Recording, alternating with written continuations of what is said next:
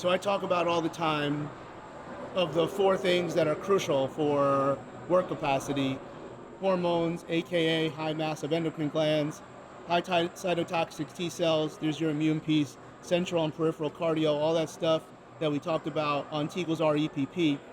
Maybe the next step, and I've said this before, one of the PhD topics, if I ever go for it, how do I eat for hormones and how do I eat for T cells?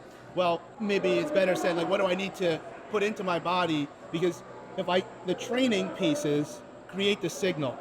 Obviously, we need the sleep for that signal to be reacted upon in the best way. But you still need the raw materials, the hardware.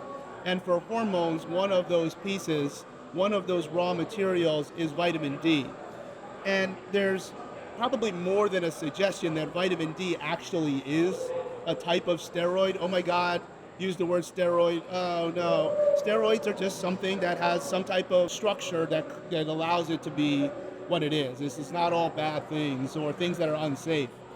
So whether you like calling vitamin D a vitamin or you like calling it a steroid, having the proper amounts of vitamin D, and that gets into a whole nother topical series of what is clinically relevant, what is safe, what is optimal. I think we're always going to typically see vitamin D levels, for people that know what they're talking about, higher than what would fall into this range that we'll see on our blood work.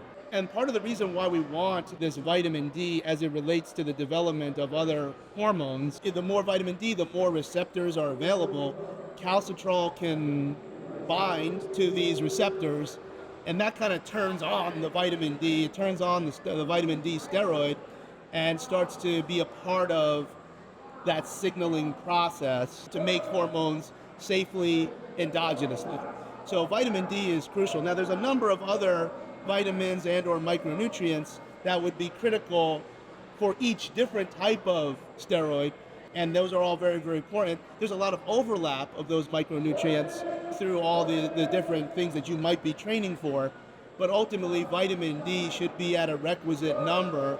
I'm hesitant to say what it is, so then people go argue. It's usually higher than low normal. Low normal, we remember, blood work is a representation of everybody. So most people are not healthy. Those numbers shift to the left, and normal, maybe 20, 30 years ago, would have been clinically relevant. It would have been too low. So vitamin D toxicity would require an enormous, enormous number that you typically don't. I'm not even sure eating the whole bottle would get you there. So don't do that. Not a good idea. But vitamin D in significant amounts is going to be a critical piece. The more receptors you have to bind to, provided the calcitrol is in the bloodstream, then all of a sudden you'll have this ideal triggering process to build on the hardware that can make these other steroids that make things go.